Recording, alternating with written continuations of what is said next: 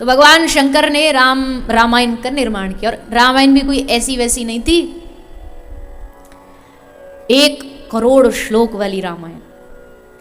और हमारे भारत देश में रामायण एक ऐसा ग्रंथ है, आज भी अगर गिना जाए तो मुझे लगता है 150 से 200 के आसपास राम कथा पर लोगों ने चर्चाएं की हैं। ऑथेंटिक जो है, ऐसे तो बहुत है, पर जिन्होंने राम कथा के बारे में लिखा है, प्रसिद्ध बाबा तुलसी की है, पर वाल्मीकि हुए, एक दक्षिण भारत के हैं कंभन ऋषि, उनकी एक रामायण है। उसमें थोड़ा थोड़ा कुछ विरोधाभास है, इसलिए ज़्यादा उस पर बोला जाता नहीं है, पर कंभन ऋषि की रामायण दक्षिण भारत में बहुत मानी जाती है। एक हनुमान जी ने लिखा, हनुमान जी के चरित्र में आता है, श्री हनुमान जी ने लिखा हनुमान नाटकम, भक्तमाल में इसका वर्णन आता, हनुमान नाटकम। और इतना बढ़िया लिखा, इसका वर्णन किया।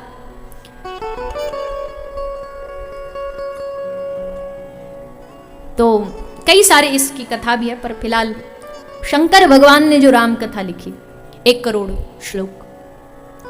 तो क्या हुआ, सारे देवता, राक्षस और कुछ मानव मिलके भगवान शंकर के पास पहुंच गए और जाके भगवान को हाथ जोड़ के कहने लगे, अरे प्रभु, आप तो खुद ही इतने महान हो, आप तो खुद ही राम नाम जपने वाले हो, आपको राम कथा की क्या आवश्यकता। तो फिर एक काम करो, ये जो आपने लिखा है ना रामचरित्र, इसको, इस राम कथा के श्लोकों को 3 भाग में डिवाइड कर दो, देवता, राक्षस, मनुष्य, हम तीनों में बंटवारा कर दो। शंकर जी बोले बिल्कुल, यू मोस्ट वेलकम, लो जी, हमको आवश्यकता भी नहीं। 1 करोड़ श्लोक थे, उस 1 करोड़ में से 33 लाख 3 जगह बांट दिए गए। भगवान शंकर ने तीनों को 33 लाख श्लोक बांट दिए। कितने बचे? 1 करोड़ में से 33 3 जगह बांटेंगे तो क्या बचेगा? 1 लाख। तो भगवान शंकर ने कहा खुश? बोले नहीं, अभी खुश नहीं, अभी 1 लाख भी बांट दो। 1 का भी क्या करोगे आप? लो जी, ये भी ले जाओ। भगवान शंकर ने 33 हजार श्लोक बांट दिए, बचा 1000। फिर से मानव बोले, अरे आप हो, आप तो शंभु हो, महादेव, देवों के देव, आपको इसकी भी क्या आवश्यकता, ये भी बांट दो। भगवान बोले लो, ये भी ले जाओ। 3300 श्लोक बांट दिए, बचे 100। फिर से देवता बोले, अरे प्रभु, भगवान बोले बस अब बोलो मत, लो ये भी ले जाओ। 100 में से 33 बांट दिए, बचा कितना? 1 श्लोक।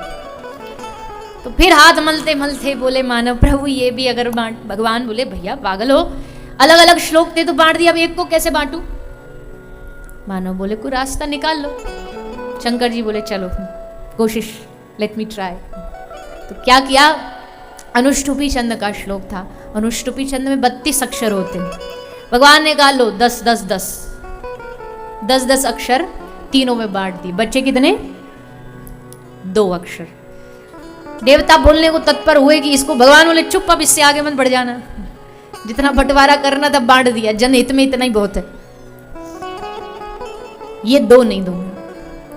देवता बोले चलो ठीक है महादेव, मत दो, पर एटलीस्ट बता तो दो ये 2 क्या है। बोले बताने की आवश्यकता नहीं, ये 2 पूरी राम कथा का सार है, पूरी रामायण का सार है, पूरी राम कथा का सार मैंने रख लिया, राम कथा तुम ले जा, जाओ।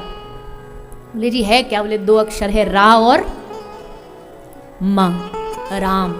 राम पूरी रामायण का सार है, कृष्ण पूरी भागवत का सार है, गीता का सार है। मतलब जिसने राम पकड़ लिया उसने पूरी रामायण पकड़ ली, जिसने कृष्ण पकड़ लिया उसने पूरी भागवत के 18,000 श्लोक पकड़ लिए। भगवान शंकर कहते मुझे रामायण की आवश्यकता नहीं, मेरे पास राम नाम मिल गया, ये काफी, अब ये तुम सब लेकर के जाओ। सब शास्त्रों का सार ही भगवान का नाम है, कृष्ण नाम है, गोविंद नाम है। इसलिए योग नाम नृप निर्णीतम हरेर नामानुकीर्तन, केवल भगवान नाम करो। हमारी जो चैतन्य महाप्रभु की संप्रदाय है वो तो पूरी नाम के ही बदौलत, नाम के ही महिमा पर आधारित है। श्री चैतन्य महाप्रभु ने नाम की महिमा को गाया और कुछ गाया ही नहीं, दिन रात बस हाथ उठा के रोते रोते ऊर्ध्वबाहु होकर के हरे कृष्ण कृष्ण कृष्ण हरे हरे, हरे राम राम राम हरे हरे, यही कहते सबको, कृष्ण कहो कृष्ण कहो। तो जी सब साधुओं ने, सब महात्माओं ने अपने जीवन का प्रताप इसी श्लोक में बता दिया। परीक्षित जी बड़े प्रसन्न हुए। आगे भगवान के विराट रूप का वर्णन आता है। सृष्टि ये जो संसार में हमें दिखाई दे रही है, कुछ भी भगवान के अलावा नहीं है, सब कुछ भगवान का अंश है। जो दिख रहा है आंखों से, जो प्रकृति दिख रही है, ये सब भगवान है। यानी कि प्रकृति को खराब करना मतलब भगवान का अपराध करना। इसलिए हम सबको सावधान रहना चाहिए, प्रकृति को नष्ट नहीं करना चाहिए। पेड़, वृक्ष, धरती माता सबका सम्मान करो, उनको बढ़ावा दो, वृक्ष लगाओ, पौधा लगाओ, नदियों को स्वच्छ रखो। पशु जो भगवान, ये भी भगवान के अंश से प्रकट हुए हैं, इनकी सुरक्षा करो। ये नहीं कि अपने स्वाद के खातिर आजकल लोग कुछ नहीं छोड़ते, कुछ भी नहीं छोड़ते। मांस मदिरा खा खा करके, पशुओं का आहार बना बना करके जीवन को एकदम नरक बना रखा है। दैत्य से भी गए गुजरे हो चुके हैं। कुछ कुछ पाश्चात्य पद्धति में तो इतना बुरा भोजन है। वैसे तो हम जहाँ भी दुनियादारी में जाते हैं हर जगह अपने भारतीय भाई लोग मिल ही जाते हैं, पर एक बार उधर कनाडा से आ रहे थे, एक दिन के लिए हांगकांग में रुकना था, एक रात के लिए, एक रात एक दिन कुछ ऐसा सिस्टम बना था, तो रुक गए। अब वहाँ से तो माता बहन जो थी कनाडा से गुजराती, उन्होंने 2-4 थेपला पराठा बना के दे दिया। अब यहाँ के फंस गए। अब गए बाजार में, भूख लगे, होटल का भी नहीं खा सकते, होटल में भी बड़ा विचित्र भोजन होता है। तो सोचा चलो बाजार में जाके कुछ खाते हैं, कुछ लेकर के आते हैं। जैसे बाजार में थोड़ा गए देखने के लिए, तो हमारा हालत ख़राब हो गई। हम बोले अचार ही मिल जाए, पराठा तो था, संग में कुछ चाहिए था, अचार मिला तो, पर बड़े विचित्र विचित्र अचार मिले। अब वो कहीं भी तो हम फिर यहाँ सबरे छी छी छी करने लग जाओगे तो समझ जाओ, बस इतने कहीं चले जाओ दुनियादारी में बड़ी विचित्र स्थिति है। पाश्चात्य जगत में तो बहुत ही विचित्र, भारत वाले भी अब कम रहे नहीं। फ्लाइट में बैठते हैं तो एयर होस्टेस नहीं पूछती आप जी sir what would you prefer, veg या नॉन वेज। तो कान लगा के कई बार मैं ऐसी सर्वे करने के लिए सुनते हैं, हर दूसरा आदमी non veg non veg non veg.